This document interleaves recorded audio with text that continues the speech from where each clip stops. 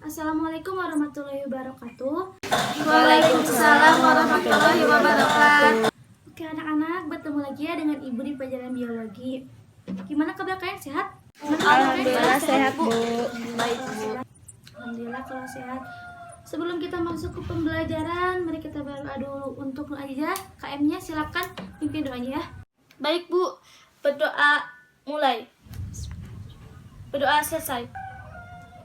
Terima kasih untuk KM sudah memimpin doa. Oke, lanjut untuk absen. Untuk absen hari ini, tadi Ibu udah share linknya kan di grup. Nah, kalian isi link itu buat absen. Terus untuk pertemuan Zoom ini juga termasuk ke dalam daftar hadir, termasuk ke dalam absen. Jadi yang tidak bisa mengikuti Zoom dianggap tidak absen. Jadi informasikan ya kepada teman-temannya yang tidak bisa ikut Zoom untuk mengkonfirmasi kepada Nur Aizah. Nanti Nur Aizah kamu list ya teman-temannya yang tidak bisa mengikuti Zoom. Nanti kamu laporin ke ibu siapa aja. Tapi dengan alasan yang jelas ya. Baik, Bu. Oke, sekarang kita lanjut ke materi. Untuk materi hari ini, Ibu akan membahas mengenai konsep dasar metabolisme dan enzim. Nah, apa sih itu metabolisme? Jadi metabolisme adalah rangkaian reaksi kimia yang terjadi pada sel hidup yang dibantu oleh enzim. Jadi setiap sel yang masih hidup, di dalam selnya itu akan terjadi sebuah reaksi kimia. Reaksi kimia ini disebut dengan metabolisme. Nah, metabolisme ini dibantu oleh enzim. Enzim itu membantu sebagai apa sih, Bu? Nah, enzim itu dalam metabolisme membantu sebagai biokatalisator, yaitu mempercepat reaksi dengan menurunkan energi aktivasi. Energi aktivasi itu jumlah energi yang dibutuhkan dalam sebuah rangkaian. Jadi dengan adanya enzim ini, metabolisme itu akan cepat, tapi energi yang dibutuhkannya akan tetap stabil gitu ya. Kita udah tahu sekarang apa itu metabolisme dan apa itu fungsi enzim. Kita akan masuk ke dalam komponen-komponen enzim. Nah, komponen-komponen enzim ini ada 3. Ada apoenzim, gugus prostetik, dan holoenzim. Si holoenzim ini ia termasuk ke dalam enzim yang sudah aktif ya. Sekarang kita masuk ke apoenzim. Apoenzim ini berbentuk protein. Karena ia berbentuk protein, maka ia bersifat labil. Nah, karena ia bersifat labil, jadi dia itu mudah rusak atau mudah terdenaturasi. Karena dikarenakan dia itu mudah rusak, jadi si apoenzim ini sering disebut sebagai enzim yang belum aktif. Yang kedua ada gugus prostetik. Gugus prostetik ini terbagi menjadi 2. Yang pertama ada ion anorganik, yaitu kofaktor. Contohnya seperti ion-ion mineral ya. Yang kedua ada ion organik kompleks. Contohnya koenzim. Contohnya seperti vitamin. Vitamin itu termasuk ke dalam ion organik kompleks, dan ion mineral itu termasuk ke dalam ion anorganik ya. Nah, si gugus prostetik ini yaitu berfungsi untuk mempercepat si enzim agar cepat aktif. Jadi dengan adanya gugus prostetik ini, enzim akan cepat aktif ya. Lanjut. Nah ini nih, biar kalian paham, ini ada contohnya. Tahu kan contoh proses pembekuan darah? Kan proses pembekuan darah itu diawali dengan trombosit pecah. Trombosit pecah, keluarlah trombokinase. Nah, si trombokinase ini dia berfungsi mengaktifkan protombin serta trombin. Tapi si protombin dan trombin ini dia akan cepat aktif jika dibantu dengan ion kalsium ditambah vitamin K. Otomatis dalam proses pembekuan darah ini, ion kalsium dan vitamin K berperan sebagai gugus prostetik. Karena apa? Karena ia berfungsi mempercepat aktifnya protombin dan trombin gitu. Sedangkan trombin ia berfungsi sebagai holoenzim, dan trombokinase ia berperan sebagai apoenzim. Sampai sini ngerti kan? Ngerti, Bu. Lanjut. Nah, sifat-sifat enzim. Untuk sifat-sifat enzim yang pertama komponennya protein. Tadi kan Ibu jelaskan ya di awal. Yang kedua, komposisi enzim sesudah dan sebelum reaksi sama. Maksudnya gimana sih, Bu? Jadi gini, enzim itu komposisinya sebelum ia bereaksi dan sudah ia bereaksi akan tetap sama seperti itu. Nanti ya, ke depan pasti kalian akan mengerti kok ya. Yang ketiga, enzim dibutuhkan dalam jumlah yang relatif kecil. Yang keempat, enzim itu bersifat spesifik. Saya kayak gini ya contohnya. ada enzim amilase. Nah, si enzim amilase ini cuma bekerja untuk substrat amilum aja, di spesifik. Nggak bisa enzim amilase bekerja untuk substrat apa misalnya, nggak bisa. Jadi enzim amilase itu, sebentar ya,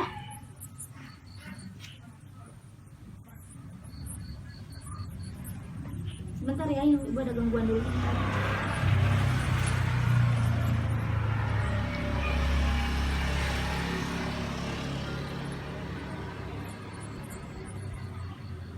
Oke, kita ulangi dari mana? Dari bersifat spesifik ya. Jadi bersifat spesifik itu misalnya contohnya kayak gini. Nih, ada enzim amilase. Enzim amilase ini hanya bekerja pada substrat amilum. Jadi enzim amilase tidak bisa bekerja pada substrat lain. Ngerti kan? Oke, lanjut yang kelima, dapat kerja dua arah. Maksudnya kayak gimana sih Bu? Jadi kayak gini ya. Misalnya ada lipid. Lipid ini akan bukan bereaksi, apa namanya tuh?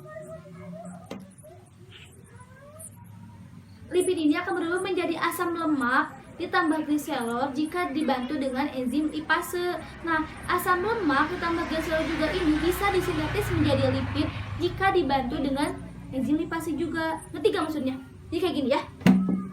Lipid akan berubah menjadi asam lemak ditambah gliserol jika ia dibantu oleh enzim lipase.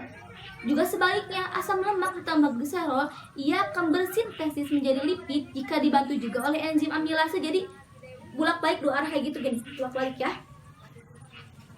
Oke, selanjutnya nomor 6. Enzim ini dipengaruhi oleh yang pertama, suhu. Contohnya ada enzim katalase. Enzim katalase itu dia cuma bisa bekerja pada suhu 36 sampai 37 derajat. Jadi di bawah atau di atas itu dia akan rusak. Yang kedua, kadar asam atau pH. Contohnya ada enzim pepsin. Enzim pepsin ini hanya bisa bekerja pada pH asam. Yang ketiga, konsentrasi substrat dan enzim. Semakin tinggi konsentrasinya, maka semakin cepat juga metabolisme enzimnya bekerja atau metabolismenya. Yang keempat ada inhibitor. Nah, inhibitor ini adalah faktor yang mempengaruhi kerja enzim ya, atau faktor yang menghambat kerja enzim si inhibitor ini. Yang keempat ada aktivator atau aktivitas si substrat dan enzimnya. Oke, kita masuk ke cara kerja enzim. Nah, cara kerja enzim ini ada dua. Yang pertama, lock and key. Jadi kunci dan gembok. Kayak gini nih ya. Contohnya. Ini ada enzim. Ini enzim. Nah, ini adalah sisi aktif enzim. Ini substrat. Nanti si substrat ini akan memasuki sisi aktifnya. Ngerti gak maksudnya? Jadi kayak gini. Ini enzim, ini substrat, ini sisi aktif enzim. Nanti substrat ini akan masuk ke dalam sisi aktifnya, mengunci kayak gembok dan kunci. Jadi gini, si substratnya akan dikunci oleh enzim. Nah, jika udah dikunci ini menghasilkanlah produk yang baru. Tadi kan disebutin enzim itu sesudah dan sebelum reaksi komposisinya sama. Nah, kayak gini. Ini enzim sebelum reaksi kayak gini. Enzim sudah reaksi juga tetap sama kayak gini. Dan kalau substratnya dia sudah berubah menjadi produk yang baru. Itu buat yang lock and key. Yang kedua ada induksi. Induksi ini si enzimnya fleksibel. Jadi ikutin. Supaya dulu ikutin sifatnya enzim kayak gini. Enzim kayak gini, supaya dulu kayak gini. Enzimnya kayak gini, dan supaya juga. Jadi pokoknya mah bakal ngikutin dari sisi aktif ini ya. Oke, itu buat cara kerja enzim. Sekarang kita masuk ke inhibitor. Nah, untuk inhibitor ini ada dua juga sama. Yang pertama ada yang kompetitif dan yang kedua ada non kompetitif. Nah, dari namanya juga udah kelihatan ya. Kalau kompetitif itu bersaing, kalau non kompetitif itu tidak bersaing. Jadi kayak gimana nih? Kalau yang kompetitif nanti itu ini kan ada enzim. Nanti si substrat ini akan bersaing dengan inhibitor untuk menempati sisi aktif enzim. Jadi misalnya ini enzim, ini substrat, ini inhibitor. Nah, nanti mereka itu akan bersaing untuk menempati sisi aktif enzim ini. Tapi kalau yang kompetitif itu sebenarnya mah tidak terlalu merusak enzim. Kenapa? Karena yang kompetitif itu cuma menghambat si substratnya aja untuk memasuki sisi aktif enzim. Tapi makanya kompetitif ini juga bisa mempercepat. Soalnya kan karena si substratnya takut inhibitor duluan, jadi ia semakin cepat gitu. Yang merusak itu nih yang non kompetitif. Kenapa? Karena yang non kompetitif itu dia tidak merusak sisi aktif enzim. Jadi si enzim tetap bereaksi dengan si substrat. Cuma nih si inhibitornya dia menyerang ke ini nih. selain sisi aktif. Makanya yang kompetitif ini dia mengakibatkan si enzimnya rusak. Jadi kan kalau yang kompetitif itu si inhibitor dengan substrat bersaing menempati si aktif. Jadi si inhibitor ini cuman mengganggu kerja substrat aja. Sedangkan kalau yang kompetitif ini dia itu merusak enzimnya karena dia itu ngilangin ini nih. Bukan si aktif enzimnya yang serang, tapi sisi lain dari enzimnya. Makanya yang non kompetitif ini biasanya merusak si enzimnya gitu. Oke, sampai sini ya. Ada yang mau ditanyakan? Tunggu bentar ya, bentar.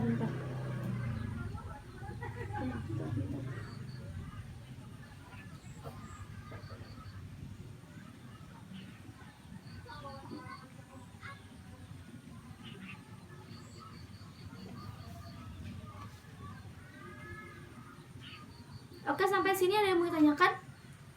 Silakan Mutia. Ibu izin bertanya, saya ingin dijelaskan kembali masalah tentang cara kerja enzim. Oke, terima kasih Mutia atas pertanyaannya. Tadi kata Mutia, Ibu tolong jelasin lagi cara kerja enzim. Nah, di antara kalian Ibu mau uji nih, apa kalian benar-benar gak menghati Ibu? Silakan, ada yang mau menjelaskan pertanyaan Mutia? Ya, silakan aja kamu jelaskan apa yang ditanyakan oleh Mutia.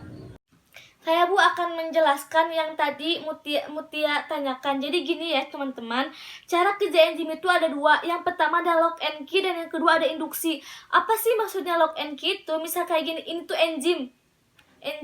Nah, ini tuh ada sisi-sisi aktif enzim. Ini substrat. Nah, jadi kayak gini. Nah, jadi si enzimnya itu seperti kunci sama gembok. Nah, jadi kayak gini nih. Jadi kayak kunci sama gembok, ini kayak kunci, ini kayak gembok. Nah, kayak gini. Nah, terus yang kedua ada induksi. Apa sih maksudnya induksi itu? Jadi induksi itu si induksi ini, jadi si substratnya itu fleksibel. Jadi substratnya itu bakal menyesuaikan apa yang si enzimnya itu bentuk enzimnya itu, jadi bakal menyesuaikan. Misalnya si enzimnya bentuknya kayak gini, tapi bisa aja si substratnya itu bentuknya juga kayak gini, harus menyesuaikan sama enzimnya. Nah, itu yang disebut dengan cara kerja enzim yang induksi gitu. Ya, oke, jadi gitu ya Mutia. Jadi cara kerja enzim itu ada dua. Yang pertama adalah lock and key, kunci dan gembok, dan yang kedua ada induksi. Jadi kalau kunci dan gembok itu bayangin aja ini kunci sama gembok, jadi mengunci ya, si enzimnya itu mengunci si substratnya. Kalau yang induksi itu si enzimnya fleksibel ya, jadi bisa ngikutin gitu. Oke, ada pertanyaan lagi? Oh ya, terima kasih aja, bagus kamu jawabannya. Kalau tidak ada yang bertanya lagi, karena ini waktunya juga sudah habis, sepertinya Ibu akan akhiri. Tapi sebelum Ibu akhiri, tugas ya, buat minggu depan kalian membuat sebuah kelompok, satu kelompoknya 5 orang sesuai absen, membuat PowerPoint mengenai metabolisme. Kan metabolisme ada dua, katabolisme dan anabolisme. Nah, jelasin apa itu katabolisme dan prosesnya, serta anabolisme dan prosesnya. Untuk pertanyaan-pertanyaan hari ini nanti Ibu bakal share di grup, nanti kalian isi ya pertanyaan-pertanyaannya, langsung dikumpulin ke Ibu ya. Oke, Ibu cukupkan dulu untuk pertemuan hari ini. Semoga bermanfaat ya ilmunya. Dan kita ketemu lagi minggu depan dengan presentasi dari setiap kelompok ya di PowerPoint-nya. Oke, Ibu cukupkan, Ibu tutup ya. Assalamualaikum warahmatullahi wabarakatuh. Waalaikumsalam warahmatullahi wabarakatuh.